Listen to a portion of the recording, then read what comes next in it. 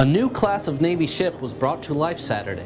United States naval ship Montford Point is not only the first in its class, but named after a historic class of men known as the Montford Point Marines.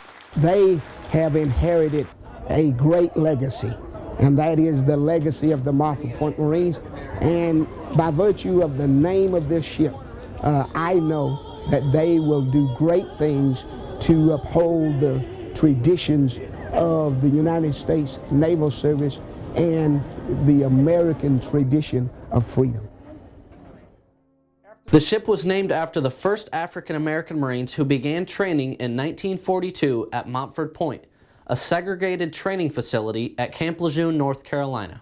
The ceremony featured several speeches, including General James Amos, the Commandant of the Marine Corps, who gave a salute to the Montford Point Marines.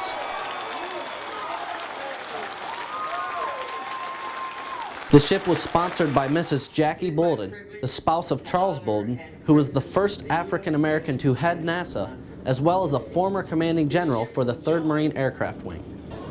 In true naval tradition, she cracked the red, white, and blue champagne bottle on the hull of the ship to christen it.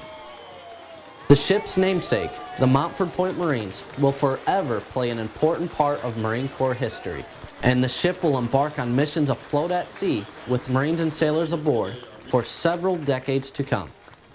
Reporting for Marine Corps Air Station Miramar, I'm Corporal Max Pennington.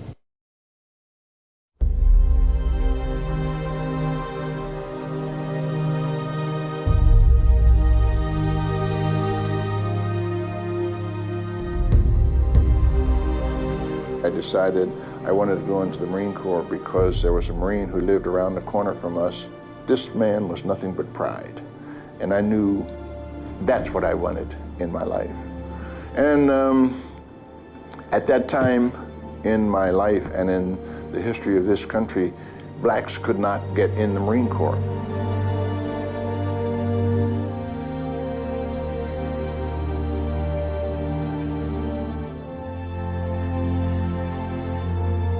Montford Point Camp was a segregated camp where black men were garrisoned. Nobody ever heard of it, nobody ever knew about it, and nobody ever knew it existed.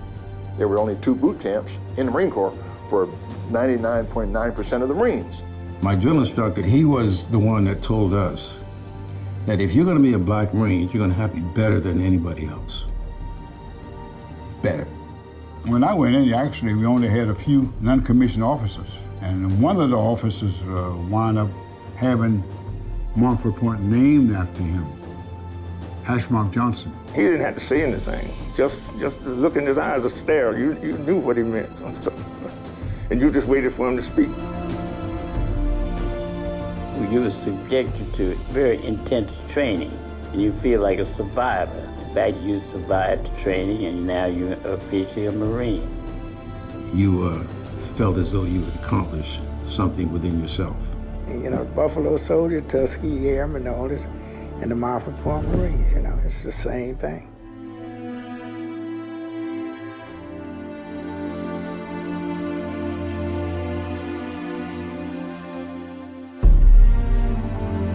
We African Americans were demanding the right to be on the battle lines to fight. We wanted to prove that we were just as good as infantrymen as anybody else. I found myself as a corporal, and I took over a squad.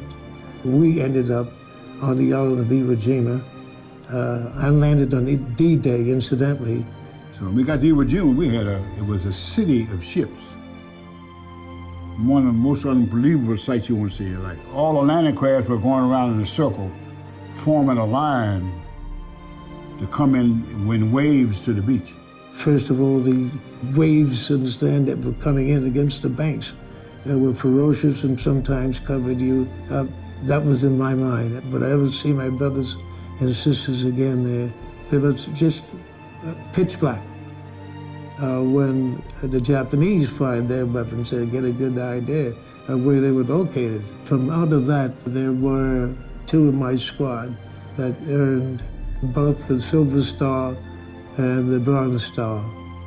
It was still segregated up until the Korean War. Marine Corps was one of the first branches of the military to start to integrate. And I was the only black in the outfit. At 31 Marines, only one black. Okay, they wouldn't say a word to me. So when we get to Incheon, now these guys now began to warm up to me because they realized that we depend on each other. Well, our lives depend on one taking care of the other. So we get to Chosin Reservoir, and the Chinese had cut us off completely. So now we got to get ourselves out of there. Now the worst part of that is it's 35 below zero. We ran out of food, ran out of water, ran out of ammo. My boot would literally froze to my foot. When my boot came off, part of my foot came off with it. So all my toes on my right foot are gone. The training I got at Mother Point saved my life.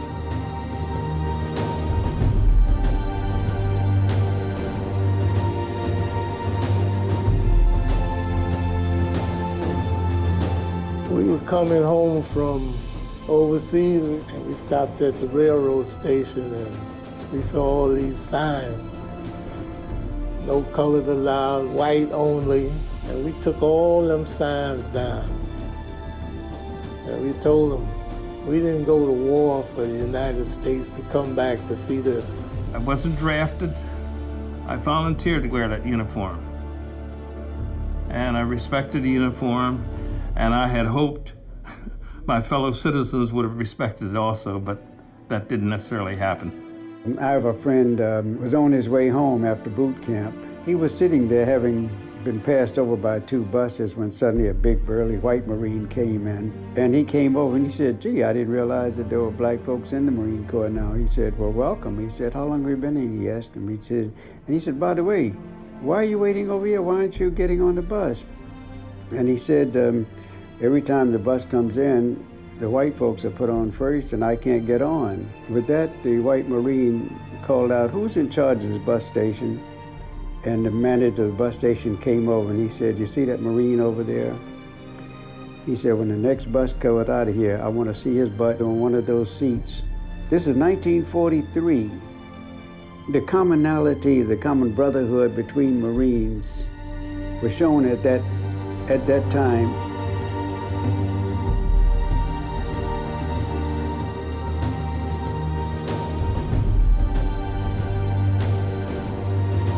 During World War II and afterwards, the highest rank that a black person could go was to that of 6th Striper sergeant in the military. Captain Frederick C. Branch became the first officer in November 10th, 1945, after the war had ended. Then years later, we had warrant officers. Annie Grimes, she's the 3rd black woman to come in the Marine Corps. She's the first to be commissioned. People like me, other minorities in the Marine Corps, have the opportunity to be a part of this organization because of their sacrifices. Being a drill instructor myself, I never forgot the struggles that they went through. The sky's the limit of things that I can do because of these Marines. It's a different attitude, a complete different attitude. And back in the days when we were coming along, I don't believe that would ever happen.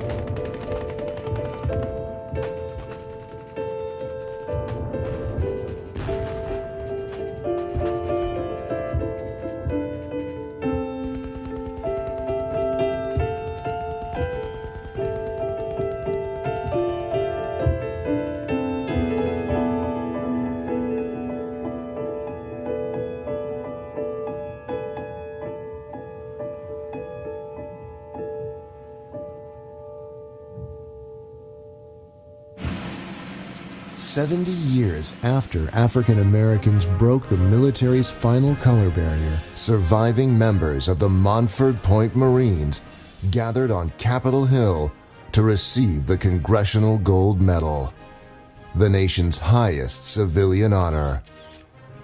More than 400 Montford Marines attended the ceremony, where they each received a replica of the medal. They're in good company. George Washington, Mother Teresa, the Wright brothers, and Thomas Edison also were in the honor.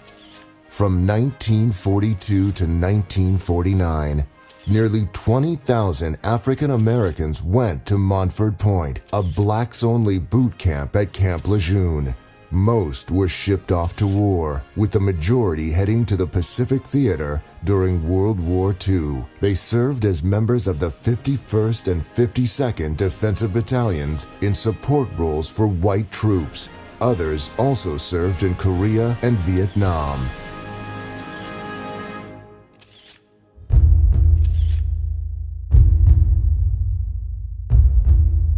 These Marines were once not allowed on the base at Camp Lejeune without a white escort, and yet they served side by side in the U.S. military. On this day, June 28, 2012, 70 years later, they finally received the honor they deserve. The Marines were the last branch of the military to allow blacks to join when President Franklin D. Roosevelt issued an executive order in 1941. This is about the Marine Corps today. We have a chance to honor these Marines, and all Marines across the Corps are going to have an opportunity to look and see the history that these folks have set for them and the shoes that they have to fill. It's an honor for us to do this today. He's an Iwo Jima survivor. It's not in history, but we turned the tide because they were in bad shape. The legacy of the United States Marine Corps and these men who have paved the way to where we are today, the successes and the history, our storied history of the United States Marine Corps is right here in these men that are sitting before us. This is not just Marine Corps history or black history. This is American history, and the world definitely needs to know that these men of Montford Point endured segregation, racial disparity, despondency. They fought 2 wars, and more so they had to fight for the right to fight. Just couldn't imagine that this would ever happen. On this monumentous day, the Montford Point Marines were properly written into the 236-year history of the Corps. New recruits and senior officers will learn in the future about their first African American members, the Montford Point Marines. This is their story. We took of protection with ourselves philosophically, and we said to ourselves, I take my freedom lest I die, for pride runs through my vein, not blood, and principle supports me so that I with lifted head see liberty, not sky. I am he who dares to say, I shall be free or dead today.